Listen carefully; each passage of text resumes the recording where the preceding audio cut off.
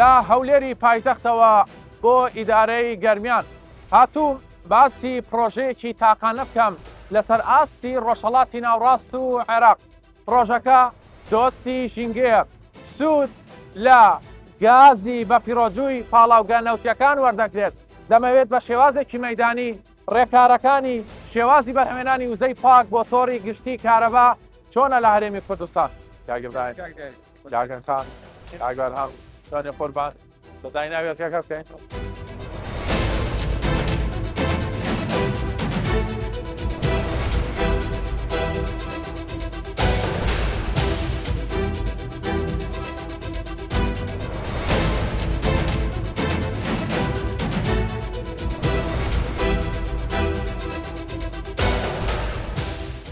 کاکی برایم ئێرە دەستپێکی ئەم پرۆژە گرنگەیە. دەمەوێت بزانم شێوازی ڕاکێشانی ئەو گازی پاشەڕۆی چڵگەنەوتیەکان بۆ ناو ئەم وێزگەیە چۆنە؟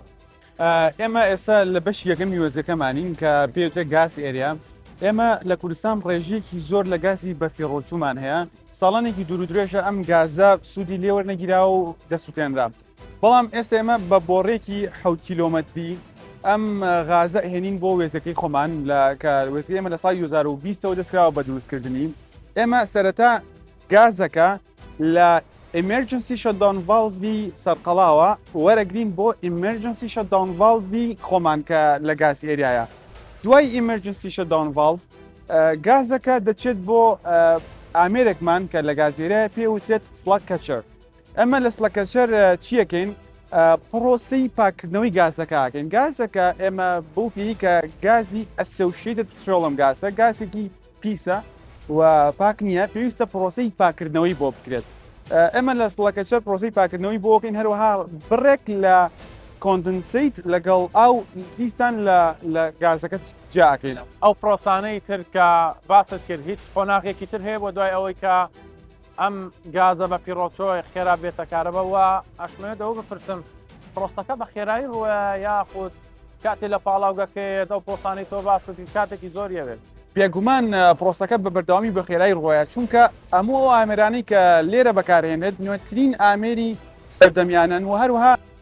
پرۆژەکەی ئێمە یەکەم پرۆژەیە، یەکەم وێزگی لەم شێوازی لە هەموو ڕۆژهەڵاتی ناوەڕاست لەسەر ئاستی هەموو ڕۆژهەڵاتی ناوەڕاست یەکەم پرۆژەیە کە بەم شێوازە دروستەکرێت و سوود وەرگیراوە لە بڕێکی زۆر لە گازی بەفیڕۆچوو بۆ ئەوی ڕێگر بین لە دروستبوونی ئاگر کە زیانەگەێنێت بە هاوڵاتیان و کشت و کاڵ و ژینگەی شارەکە. دوای سری سێدانە هیت ئەکسچێنجەرسەکەمان ئێمە گازەکەمان دەچێت بۆ دوو ئامێری تر بەیەکەوە لێ کاتە. ئامێرەکانی شەمە 2 فیس کۆڵد سیپەرێتەر لەگەڵ 3 فیس کۆڵد سیپەرێتەرە بە دوو ڕێڕەوی جیاواز گازەکە دەچێت بۆ ئەم دوو ئامێرە لێ کاتە پێکەوە بەیەکەوە کارەکەن و بە بەردەوامی کارەکەن بۆ ئەوەی کە پلی گەرمی گازەکەمان داگرتووە و چڕێکەکەیمان زیاد کردووە بۆ ئەوی بڕێکی زۆر لە ئاو لەگەڵ کۆندنسی تا لە گازەکەمان جا بکەینەوە. دواتر بە بۆڕی جیاواز لێرەوە دەینێرین بۆ تانکی تایبەتمەندی هەرێکیان. بۆ نمونە ئێمە کۆندنسیت 4 تانکی تایبەتمەندمان هەیە بۆ کۆندنسیت، هەروها 2 تانکیمان هەیە بۆ ئاو هەر یەکەیان بە توانای 100,000 لیتر، 6 تانکیمان هەیە بە کۆی گشتی. دوای ئەم قۆناغا ئەچین بۆ قۆناغێکی تر کە ئامێری گاز پرێژە ریدەکشنمان هەیە. ئێمە ئەمە بەشێکی زۆر گرینگە ئەم ئامێرەمان لێرە پەستانی گازەکە ڕێگەخێن. پەستانی گازەکە کە بۆمان هاتووە بە 6 بە نزیکەی بە 6 بار ئێمە پەستانەکەی داگرین بۆ پەستانی کە خۆمان پێویستمانە بۆ بزوێنەرەکانمان لە ناو سایت کە دواتر کارەبایی بۆ بەرهەمێنین. پەستانەکەی لە 6 داگرین بۆ بە نزیکەی 4.6 بار. دوای ئەم قۆناغا گازەکەمان دەچێت بۆ بەشێکی تر کە پێوترێت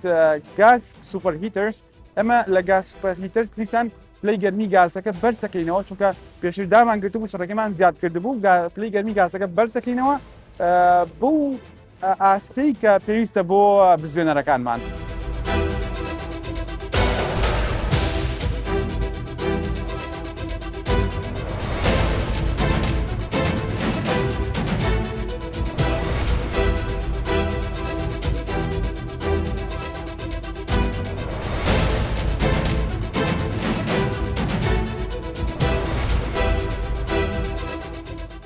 سەبارەت بەلایانی تەکنیکی بەرهەمێنانی کارەبا لە گازی بە فیرۆچووی کێڵگەنەوتیەکان و گۆڕینی بۆ وزە بە چه میکانیزمێکە تایبەت بەم پرۆژەیە ئێستا ڕۆژانە 13 ملیۆن پێسێجا گازی بە فیرۆچوو وەردەگرێت بەڵام خۆی پرۆژەکە لە توانایدایە زیاتر لە 50 ملیۆن پێسێجا وەربگرێت لەگەڵ ئەندازیارێکی تەکنیکی پرۆژەکە گفتوگۆی زیاتر سەبارەت بەم بابەتە دەکەم. بەڕێستان وەکو سەرپەرشتیاری پرۆژەکە دەبینین بزوێنەرێکی زۆر هەیە لەناو ئەم پرۆژەیە لە چی پێگاتون ئەمانەیە کارەباکە و زەکە بەرهەم دێنێت؟ بەڵێ خۆناغی دووەمەتوانم بڵێم خۆناغە گرنگەکە خۆناغی بەرەمهێنانە لێرە کە ئێمە دەلاینمان هەیە لەم وێزگەی ئێمەیە هەر لاینێک لە 24 بزوێنەر پێک هاتووە ئەم بزوێنەرانە دوو بەشە بەشی خوارەوە و بەشی سەرەوە دوو قاتە هاتی خوارەوە بزوێنەرەکەیە لەگەڵ جەنەرەیتەر کە بزوێنەرەکە لە MPGT ینی لە میدیەم پرێژەر تاوەکو لەو پرێژەری گاز داخلی بزوێنەرەکە بێت دواتر قاتی سەرەوەمان هەیە قاتی کوولینگ سیستەمە ینی ساردکەرەوەی ئەو بزوێنەرەی کە 24 ساعت ئیشتەکە چۆنە لە کۆ هاتووە هەر بزوێنەرێک توانای بەرهەمێنانی وزەی چەندە؟ ئەم بزوێنەرانەی ئێمە لە شەریکی کەمسی بریتانیەوە دروستەکرێت ڕاستەخۆ دێ بۆ ئێرە لێرە دائەنرێت و هەر بزوێنەرێک بە نزیکەی توانای بەرهەمێنانی 1 مێگاواتی هەیە ئەم بەشی فرۆدەکشنی ئێمە واتە بەرهەمێنانی ئێمە دەلاینە ئەم دەلاینە هەر لاینێک 24 مۆلیدەیە جگە لە لاینی 8 و 9 کە 12 مۆلیدەی لەسەر 12 بزوێنەری تەواو ئەگەر ببینین لە دوو قات گاتووە هۆکارەکەی چییە؟ قاتی یەکەم وەکو کە گازەکە دێ داخلی بزوێنەرەکە ئەبێت پێویستە ئینجین بسۆڕێت قاتی یەکەم قاتی ئینجینە قاتی بزوێنەرە کە هۆکارە بۆی کارەباکەت سوور بخوات و دروست بێت و بدرێتە جەنەرەیتەر قاتی دووهەم قاتی سەرەوە توانین بڵین بەشی کوولینگ سیستەمە بەشی ساردکەرەوەی ئەو بزوێنەرەیە کە بەردەوام سرکولیشن واتە سوورڕەخوات بە دەوران بۆ ئەوەی بەردەوام بێت لێرەوە چێ بۆ کوێ؟ دەلاینمان هەیە بەگشتی هەر لاینێک پایپێکی خۆی لەسرە ڕاستەخۆ دابەشەوێ بۆ سەر MPGTەکان دواتر لە MPGتەکانەوە بۆ LPGT واتە میدیەم گاز ترین دواتر بۆ LPGT واتە لەو پرێژەر ینی پرێژەری نزم ینی زەختی نزم دواتر داخلی بزوێنەرەکان دەبێت باشە ئەمە ئەزمونێکی نوێ بۆ هەرێمی کوردستان و عێراقیش لە هیچ شوێنێکی تر ئەم بزوێنەرانە تاقی کراوەتەوە یا تەنها لێرە تاقی کراوەتەوە بۆ یەکەم جارە لە ڕۆژهەڵاتی ناوەڕاست بۆ یەکەم جارە لە عێراق و کوردستان کە بەڕاستی جێگای شانازیە کە شتێکی لەم شێوەیە دروست ئەکرێت و لە شوێنی تر نییە بەڵام مە ئەزمونێکی نوێیە کە هۆکارێکە بۆ ئەوەی ژینگەی تۆ و ژینگەی کوردستان و عێراق بە پاکی بمێنێتەوە.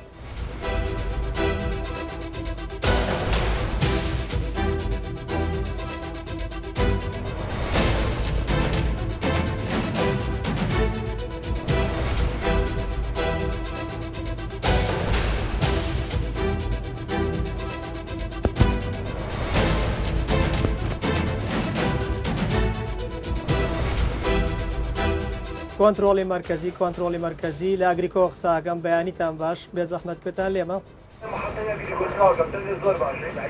بێزەحمەت چەند مێگاوات ئێستا لایەوە شاشەکە کراوە بێزەحمەت پێمان بڵێن چەند مێگاوات بەرەمێنرێ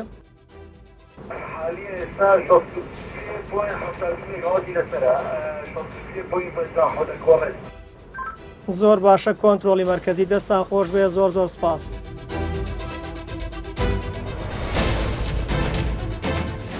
ئێرە بەشی کۆنتڕۆلی وێزگەکەیە لە چی پێکاتووە چۆن ئەم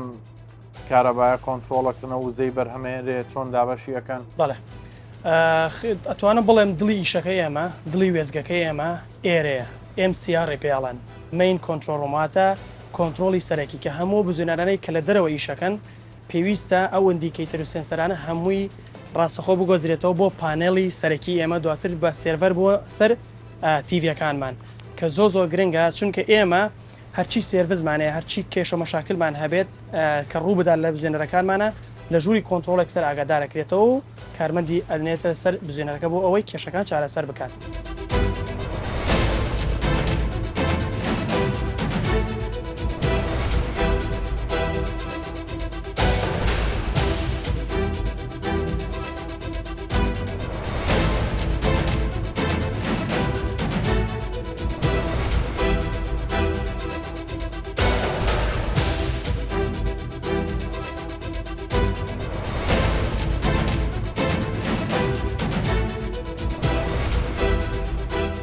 لە کۆی هەمووی ئەو پرۆسانەی کە تۆ باست کرد دێنە کۆتا بەش کە دەبینین پێڵوترێت بەشی ڤۆڵتی بەرز تەواوە بەڵێ چۆن ئەم وزەیە دەخەنە ناو تۆڕی گشتی کارەبای هەرێمی کوردستانەوە. بەڵێ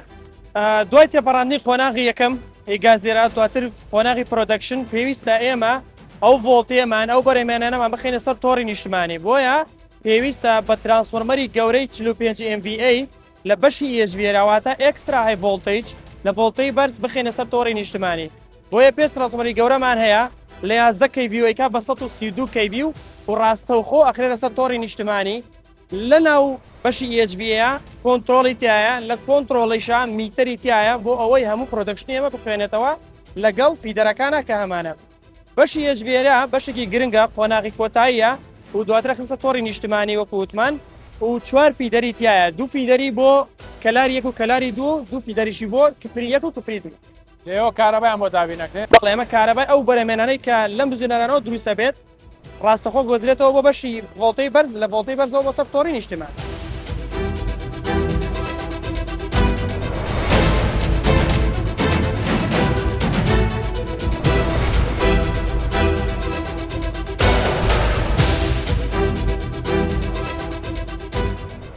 پەیام و پلانی حکومەتی هەرێمی کوردستان ئەوە بووە کە سوود لە تەواوی سێکتەرەکان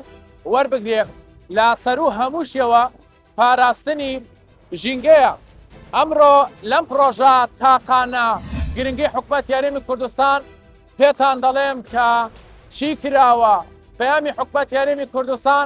چی بووە؟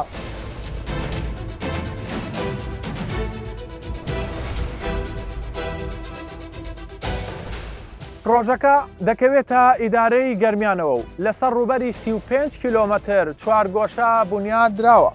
لە ڕۆژێکدا ئەم پرۆژەیە ڕێگرە لە 840 تۆن کاربۆنی ژەهراوی بۆ ناو ژینگە. لە پرۆژەکەدا 192 بزوێنەر واتە مۆلیدا تێیدا دامەزراوە کە توانای بۆ هەر یەکەیان نزیکەی 1 مێگاواتە. توانای بەرهەمێنانی کارەبا لە وێزگەکەدا 165 مێگاواتە، بەڵام لە ئێستادا تەنها 7 مێگاوات بەرهەم دەهێنرێت و بە شێوەیەکی 24 کاتژمێری کاری تێدا دەکرێت. 140 کارمەند و ئەندازیاری تەکنیکی لەم پرۆژێدا هەلیکاریان بۆ ڕەخساوە.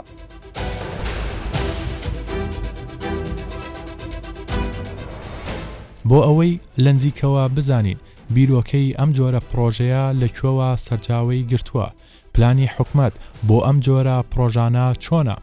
لە وزە نوێبووەکان و گازی بەفیڕۆچوو، پلانی داهاتوو چییە بۆ سێکتەری کارەبا لەنزیکەوە لەگەڵ کەسی یەکەمی وەزارەتی کارەبا گفتوگۆی زیاتر دەکەم. جەنابی وەزیر سەرتا زۆر سپاس بۆ ئەم دەرفەتە کە دەمەوێت لەگەڵ بەڕێستانە کۆمەڵی بابەتی گرنگ سەبارەت بە بابەتی وزە بە بابەتەکانی تریش لەگەڵ جەنابتانە تاوتێ بکەم. سەرتا دەمەوێت لەوە دەست پێ بکەم بیرۆکەی بەرهەمێنانی کارەبا لە گازی بەفیڕۆچوو لە کێڵگەنەوتەکان بیرۆکەی چێ بوو؟ زۆر سپاس بۆ هاتنتان و سەردانی وەزارەتمان کرد. ڕاستی هەر دەست پێ کابینای نۆ جەنابی سەرۆکی حکومەت کارنامەی خۆدا ئاماژەدا کە ئێمە کار دەکەن بۆ چارەسەرکردنی ڕیشەی کارەبا لە هەرێمی کوردستان. هەر ئەم پلانە مەکرە وەکو پلانی وەزارەتی کارەبا و کارەبا 4 سەکتەری سەرەکی پێک هاتووە، سەکتەری بەرهەمێنان، گواستنەوە، دابەشکردن و کنترۆل. کارکردن لە هەر سەکتەرێک بێ ئەوی تر دەرئەنجام وەکو PTV نابن. ئێمە وەکو بەرهەمێنانی کارەبا لەم کابینەدا 1340 مێگاواتی کارەبای تازەمە ئێخستە ناو شەبەکە. ئەو 1340 مێگاواتە الکیرێ،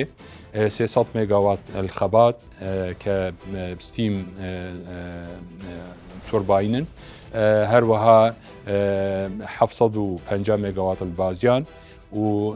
165 مێگاوات الگەرمیان بە غازاتی ئێمە دەڵێن فلێر گاز ینی غازات مصاحبە.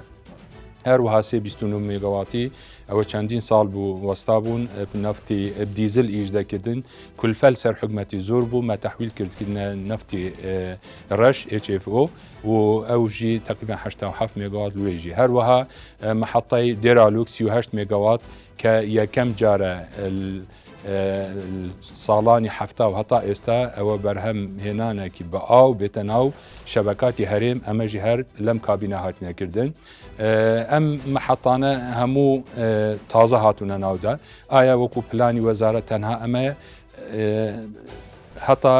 مانگی 2 یان 3 500 مێگاواتی تر کۆمباین سایکل خۆرمەلە ئەوەش دێنە ناو شەبەکە بەڵام ئەو 1340 مێگاوات ئەوی ئێستا ناو توورەکانی هەرێمن تا باسی محەتەی فلێر گاز کرد غازات مصاحبە ئەوی گەرمیان ئەم پرۆژە یەکەمین پرۆژەیە هەرێمێ و سەرانسەری عێراقی هاتیە جێبەجێکردن ئەمەژی هەر ینی پشتەوانی جەنابی سەرۆکی حکوومەت کە چەندین کێلگەمان هەبوون غازات پێدەرە چوون ژینگە تێک دەدا ینی کێشەی بۆ خەڵک دەبوو ئەم بیرۆکیە لەگەڵ جەنابیان باس کرد زۆر زۆر پێخۆش بوو و گوتی نە تەنها بەس ئەم حەقلە بەڵام دەبێت زیاتر بیکەن هەر سەرەوە ساسە ئێستا عقدێکی ترژیمە بۆ سەرچەنگ کردینە 100 مێگاواتی تر لوێژی ئینشاءڵڵا ئەوەژی دەشتە مەرحەلەی جێبەجێکردن بەڵام ئەو 165 مێگاواتی گەرمیان لە ناو توورەکانی هەرێمن و سوود لێ وەردەگرن ینی پلانەکان وایە کێڵگەنەوتەکانی تریش دەگرێتەوە هەنگ بەێ ینی حەقلێ چەمانکێ کە دەکەوتە سەرسنگ ناحیەی سەرسنگ سەر قەزای ئامێدیە ئەوەژی عقدێکمان کردیە بۆ 100 مێگاوات و ئومێدن ساڵی داهاتوو ئەوەژی بچیتە واری جێبەجێکردن جەنابتان زۆر جەختان لە بیدایەتی کابینەوە جەختان لەسەرەوە کرد و بەرهەمێنانی کارەبا لە ڕێی و زەنیۆبووەکانەوە سۆنەر و ئەو بابەتانە چی کراوە لەسەر ئەمە لە هەرێمی کوردستان هەم بۆ خودی وەزارەتەکە و هەمیش چۆنەڵی ئەو هۆشیارە بڵاو بۆ تۆ کە هاوڵاتیان بتوانن لە ڕێگەی ماڵەکانی خۆیانەوە سوود لەم ڕێگای وەربگرن بەێ سەبارەت بابەتی وزەنەوەکان چەندین پرۆژە جێبەجێکردنە چێبیت ینی وەکو سۆلار محەتاتی بچوو بچوو 2 مێگا و ئەوانە بەڵام یەکەم شت ئێمە هەمواری یاسای وەزارەتمان کرد مە بڕیای کرد ناودا کە ینی پیتەدان و احتیمامکردن بە بابەتی وزە نوابەکان هەروەها مە ڕێنما دەرکردن ینی هەر هاوڵاتیەکی توانادا هەبیت بخۆ وزەی خۆر بدانیت لەگەل شەبەکە دێتە ڕەبەتکردن بەڵام ئێمە ئەو تاقە ینی وەکو پارە نادەنە ئەو هاوڵات ینی بۆ نمونە ئێستا یەکەم شت ئێمە وەزارەتی خۆمان دەست پێ کرد تقریبان زیاتر 250 کیلووات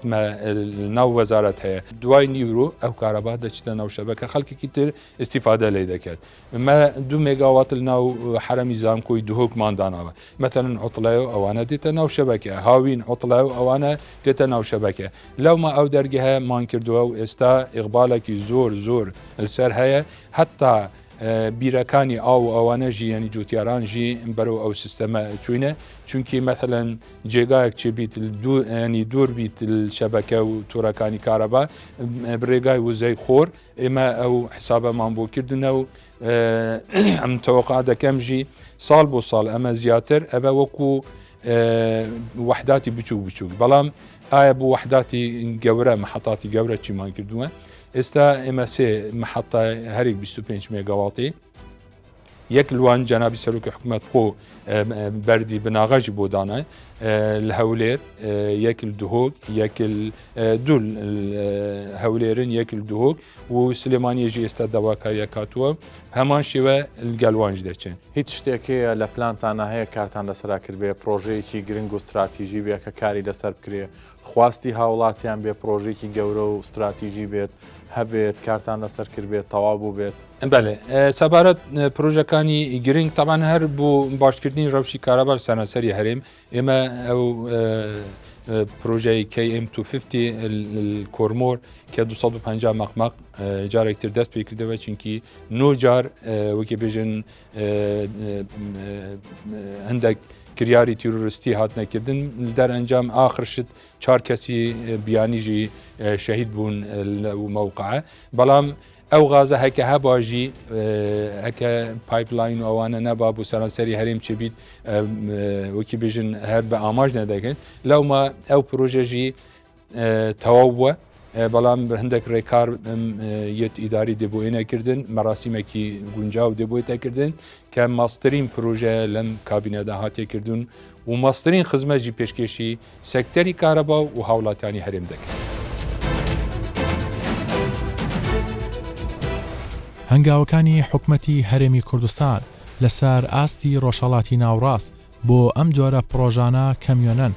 ئەم پرۆژەیە بەشێکە لە دیدگای حکومەتی هەرێمی کوردستان بۆ زیاترکردن و پێشخستنی خزمەتگوزاری کارەبا لە هەرێمی کوردستان لەسەر و هەموو شێوە پاراستنی ژینگەی هەرێمی کوردستانە.